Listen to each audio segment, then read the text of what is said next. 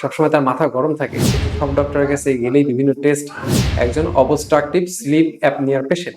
ঘুম থেকে বারবার কি করতে পারি? এরকম লাফায় উঠতেছি বা জেগে উঠতেছি। আসসালামু আলাইকুম। আমি ডক্টর হাবিব বলছি। Welcome back to my channel. আজকে একটা ইম্পর্টেন্ট বিষয়ে কথা বলবো, সেটা হচ্ছে অবস্ট্রাকটিভ স্লিপ অ্যাপনিয়া। নামটা শুনে হয়তো আপনারা অনেকে আঁতকে উঠবেন বা ভাবতে পারেন এটা আবার কেমন নাম বা এটা আবার কেমন রোগ।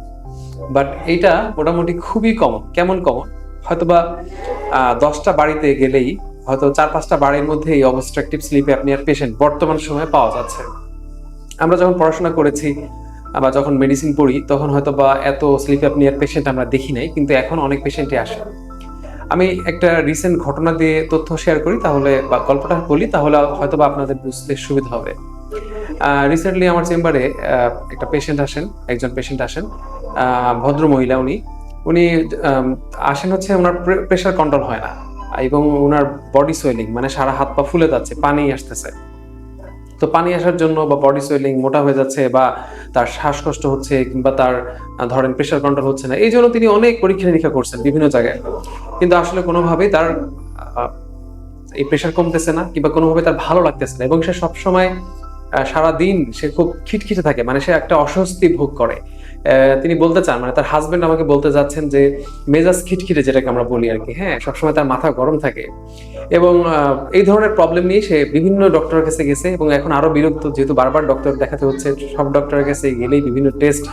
সো আলটিমেটলি খুবই বিরক্তিকর একটা অবস্থা, খুবই স্বাভাবিক এটা। তো যখন উনি আমার কাছে আসলেন, আমরা যখন টোটাল হিস্ট্রি নিলাম, হিস্ট্রি নেওয়ার পর আমাদেরকে মনে হলো যে এই পেশেন্ট মূলত একজন অবস্ট্রাকটিভ স্লিপ অ্যাপনিয়ার পেশেন্ট। এই অবস্ট্রাকটিভ স্লিপ অ্যাপনিয়ার পেশেন্ট হওয়ার কারণেই তার এই সমস্যাগুলো দেখা দিয়েছে এবং যখনই এটার ম্যানেজমেন্ট দেওয়া শুরু হলো, আলহামদুলিল্লাহ তার ইমপ্রুভমেন্ট শুরু হয়ে গেল। তো সেটা নিয়ে আমরা আলোচনা করবো যে অবস্ট্রাকটিভ স্লিপ অ্যাপনিয়া কি। অবস্ট্রাকটিভ স্লিপ অ্যাপনিয়া হচ্ছে যদি আপনার রাতের ঘুমটা ভালো না হয়। রাতের ঘুম ভালো না হওয়া বলতে আমি কি বোঝাতে যাচ্ছি? রাতের ঘুম তো অনেক কারণেই ভালো না হতে পারে। ভালো না বলতে বোঝাতে যাচ্ছি, যদি এমন হয় যে রাতে আমরা যখন ঘুমিয়ে যাই তখন আমাদের বডিতে কোনো কারণে যদি অক্সিজেন লেভেল ফল করে, তাহলে বারবার আমাদের ঘুমের ব্যাঘাত ঘটতে পারে এবং আমাদের ঘুম ভেঙে যেতে পারে। এবং দেখা গেছে আমরা ঘুম থেকে জেগে উঠলাম, যেহেতু ঘুম ভেঙে যাচ্ছে, ঘুম থেকে বারবার কি করতে পারি? এরকম লাফায় উঠতেছি বা জেগে উঠতেছি। তো এটা মূলত কখন হয়? বলা হয় যে এমন যদি হয় যে আমাদের বডিতে যে অক্সিজেন ডিমান্ড, সেই ডিমান্ড যদি 30%-এরও বেশি ফল করে, কমে যায়, তাহলে কিন্তু এরকম অবস্ট্রাকশন, যে কারণে হোক না কেন অবস্ট্রাকশন, সেই কারণে যদি অ্যাপনিয়া তৈরি হয়, মানে হচ্ছে দম আটকে যায়, হ্যাঁ, তো এই কারণে আমাদের ঘুমের ব্যাঘাত ঘটতে পারে। অনেক সময় রুগী এটা বোঝে, অনেক সময় রুগী বোঝে না বা জানে না। যেমন ধরেন একজন রুগী, তিনি অত্যন্ত স্বাস্থ্যবান বা তার স্বাস্থ্য ভালো, তার কি হতে পারে যখন সে রাতে ঘুমায়, তার যে গলা দিয়ে যে শ্বাস যায়, এটা হয়তো বা তার বন্ধ হয়ে যায়, কারণ আমরা যখন ঘুমাই তখন আমাদের শ্বাসনালী মাসলস বা মাংসপেশিগুলো এগুলো রিল্যাক্স হয়ে যায়। তো সেই কারণে কি হতে পারে, তার বাতাস কম আসতে পারে এবং বাতাস কম আসার কারণে তার ঘুমে ব্যাঘাত ঘটতে পারে এবং এই কারণে তার স্লিপ অ্যাপনিয়া ডেভেলপ করতে পারে। এবং ধরেন এমনও হতে পারে যে এটা ছাড়াও আরো অনেক ধরনের কারণ আছে। ধরেন অবেসিটি, তার, আমি যেটা বলেছিলাম যে তার স্বাস্থ্য ভালো, অথবা তার থাইরয়েডের রোগী, হাইপোথাইরয়েড রোগীদের ক্ষেত্রে হতে পারে। একজন রোগী ধরেন নাক ডাকে, হ্যাঁ, আপনারা তো কম বেশি জানেন যে নাক ডাকা রোগীদের, তারা কিন্তু বারবার ঘুমের মধ্যে লাফায় উঠে। এর কারণ কি? কারণ হচ্ছে তার অ্যাপনিয়া ডেভেলপ করে, তার অক্সিজেন লেভেল রক্তে হঠাৎ করে ফল করে, যে কারণে তার ব্রেন তাকে সিগন্যাল দেয় যে তুমি কিন্তু মারা যাচ্ছ, তাড়াতাড়ি জেগে ওঠো। এটাকে আমরা বলি মাইক্রো অ্যারাউজাল, মানে তাকে একটা সেন্সেশন দেওয়ার চেষ্টা করে যে তুমি তাড়াতাড়ি জেগে ওঠো, একটা শ্বাস নাও। এই জন্য সে লাফায় ওঠে এবং বড় একটা শ্বাস নেয় এবং শ্বাস নেওয়ার পরেই সে তারা আবার অক্সিজেনটা ব্যাক করার চেষ্টা করে। তো আপনি চিন্তা করেন, একটা রোগীর যদি প্রতি রাত্রে যদি এরকম 30 বার 40 বার করে হয়, হ্যাঁ, তখন কিন্তু তার এই ঘুমটা ঠিক মতো হয় না, যে কারণে কি হয়, পরবর্তী দিন সকালে ওঠার পরে তার মর্নিং হেডেক, মাথা ব্যথা করে, তার সারা দিনটা ভালো যায় না, সে সারা দিনটা ঝিমঝিম থাকে। যখনই একটা পত্রিকা পড়তেছে ঘুমায় যাচ্ছে, যখনই টিভি দেখতেছে ঘুমায় যাচ্ছে, যখনই কারোর সাথে কথা বলতেছে সে ঘুমায় যাচ্ছে, কর্মক্ষেত্রে মানে কাজে যাওয়ার পর তার মন বসতেছে না কাজে এবং আলটিমেটলি সে ঘুমায় যাচ্ছে, মানে ঘুম ঘুম ভাব থাকতেছে। ইভেন যখন সে ড্রাইভ করে তখন সে ড্রাইভিং এর মধ্যে কি করতে পারে, ঘুমায় থাকতে পারে, ঘুমিয়ে যেতে পারে এবং আলটিমেটলি এটা হয়তো কখনো একটা অ্যাক্সিডেন্টও হয়ে যেতে পারে। এবং এইটাই হচ্ছে মূলত অবস্ট্রাকটিভ স্লিপ অ্যাপনিয়ার পেশেন্টদের লক্ষণ।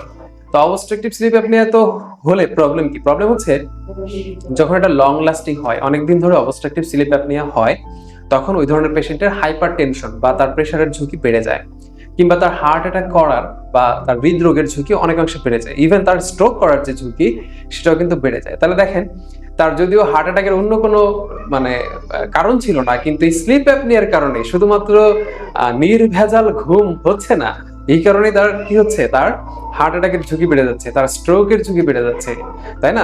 তার মানে এই ধরনের পেশেন্ট গুলোই মূলত স্লিপ অ্যাপনিয়ার কারণেই এই প্রবলেমগুলো নিয়ে প্রেজেন্ট করতে পারে। এখন আমরা কিভাবে বুঝতে পারি যে আসলে রোগীটা এই প্রবলেম হচ্ছে কিনা? গ্রামগঞ্জে তো আসলে তার ঘুমের পরীক্ষা করাটা ডিফিকাল্ট। সেই ক্ষেত্রে আমরা রোগীর যে পার্টনার তাকে আমরা জিজ্ঞেস করি। যদি হাজবেন্ডের প্রবলেম হয় ওয়াইফকে জিজ্ঞেস করি, ওয়াইফের যদি প্রবলেম হয় হাজবেন্ডকে জিজ্ঞেস করি, অথবা বাচ্চাদেরকে জিজ্ঞেস করি যে তোমার বাবা বা মায়ের এই সমস্যা আছে কিনা। এবং ম্যাক্সিমাম ক্ষেত্রে রোগীরা বলে, বা তাদের যারা অ্যাটেন্ডেন্ট থাকেন বা আত্মীয় স্বজন যারা আসেন তারা বলে যে হ্যাঁ, আমার বাবা এত জোরে নাক ডাকে যে পাশের রুমেও আমরা ঘুমাইতে পারি না, বা মা এত জোরে নাক ডাকে যে তার পাশে শোয়া যায় না। তো এই ধরনের লক্ষণ শুনে আমরা বুঝতে পারি যে তার স্লিপ অ্যাপনিয়া হতে পারে।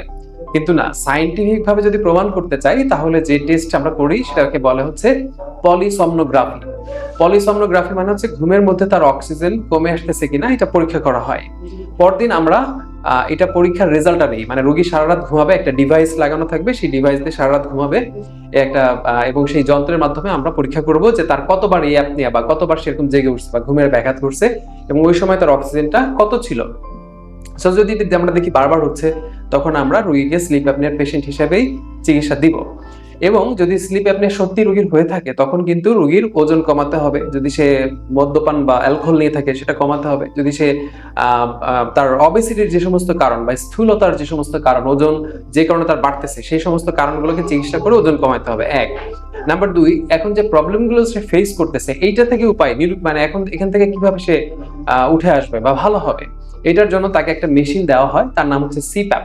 এই সিপ্যাপ মেশিন যখন সে রাতে ঘুমাবে এটা মুখে লাগানো থাকবে এবং এই সিপ্যাপ ডিভাইসের মাধ্যমে রোগী রাতে ঘুমিয়ে থাকবে। সিপ্যাপের ছবি আপনারা ইনসেটে হয়তো দেখতে পারবেন, আমরা একটা শর্টকাট একটা ছবি রেখে দিব, আপনারা দেখে নেবেন। এই সিপ্যাপ লাগিয়ে রোগী ঘুমাবে। এখন কিন্তু আলহামদুলিল্লাহ এই সিপ্যাপ বাংলাদেশে পাওয়া যায়। আগে এটার অনেক দাম ছিল, কিন্তু যেহেতু এখন চিকিৎসা বিদ্যা অনেক উন্নত হচ্ছে, আমাদের এই সিপ্যাপ ডিভাইস বাংলাদেশে অনেক ধরনের এজেন্সি আছে তারা ইম্পোর্ট করে এবং অনেক দামে পাওয়া যায়। এটা প্রায় 40,000 থেকে দাম শুরু করে 2 লাখ পর্যন্ত হতে পারে।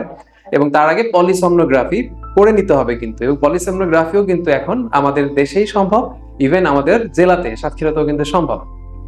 সো আপনারা হয়তো জানেন আপনাদের বাসা বাড়িতে এই ধরনের পেশেন্ট কম বেশি থাকে। যদি মনে করেন হ্যাঁ আমার বাবা বা মায়ের এই সমস্যা আছে, মেবি এই কারণে প্রেশার, এই কারণে হার্ট অ্যাটাক হয়েছে বা এই কারণে তার স্ট্রোক হচ্ছে, তাহলে আপনারা দেরি না করে আমাদের সাথে যোগাযোগ করতে পারেন। আমরা চেষ্টা করব পলিসomnographyর মাধ্যমে বা স্লিপ স্টাডি যেটাকে আমরা বলি, এটার মাধ্যমে তার স্লিপ অ্যাপনিয়া হয় কিনা এটা নির্ণয় করা এবং এই অনুযায়ী চিকিৎসা দেওয়া। সো আই হোপ আপনারা বুঝতে পারছেন আমার মেসেজটা কি ছিল। সবাইকে আমার ভিডিওটা দেখার জন্য অসংখ্য ধন্যবাদ জানাচ্ছি। চেষ্টা করবেন, যেহেতু এটা একটা শিক্ষামূলক ভিডিও, আপনার পরিজনদেরকে বা আপনার নিকটাত্মীয় বা বন্ধুদেরকে ভিডিওটা শেয়ার করার মাধ্যমে উপকৃত তারা যেন হতে পারে। সবাইকে ধন্যবাদ। আসসালামু আলাইকুম। হৃদয় হাসপাতাল, কালীগঞ্জ, অত্যাধুনিক চিকিৎসা সেবায় আপনার পাশে।